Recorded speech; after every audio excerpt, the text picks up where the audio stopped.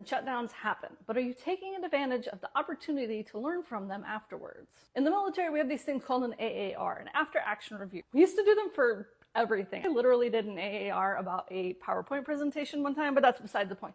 They can be an incredibly helpful tool. It's a pretty simple idea. After an action happens, reviewed what worked, what didn't, what was the whole situation. So when we're looking at something like a meltdown, a shutdown, or a panic attack, what are some questions we can ask ourselves afterwards? Once you have recovered, you're feeling safe, this might even be a day or two or even a week or two later, but sometime after the event, go back and explore it. And side note here, we're exploring from a place of curiosity, not judgment or shame or embarrassment. Some things you could ask yourself that could be really helpful are, what are the elements that contributed to this happening? Are any of those elements things that are within your control that you can maybe make a difference for next time and minimize the likelihood of this happening again? Did yourself or someone around you do something that was particularly helpful or not helpful during the situation? And then once you have these questions answered and you have this information in mind, are there any things that you want to try to do differently next time to minimize the likelihood of a similar meltdown or shutdown happening? Also, is there anybody that you need to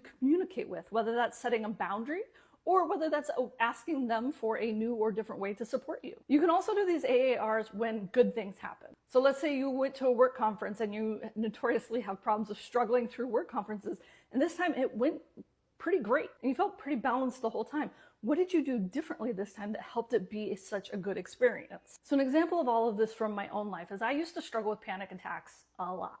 When my husband and I first started dating, this was still a regular thing that I was dealing with, especially as I started getting out of the house more to go hang out with him. Through these after-action reviews, through self-reflection and conversations with my therapist, I was able to identify what a bunch of my personal triggers are for my PTSD. I was able to start doing things to mitigate having those surprises happen, those triggers come up. And I was also able to communicate with my husband things he can do to help me in the moment to calm down. And our ability to talk through this and make a plan of action helped minimize the number of panic attacks that was happening. And when they did happen, he was able to kind of help intervene in ways that helped me to calm down faster. So take a minute, let go of the shame or the judgment or the embarrassment, shift your brain into a place of curiosity and explore what did and didn't work in a past meltdown, what caused it, what could be done to maybe avoid it, and see if there isn't a lesson or two that could help future you out.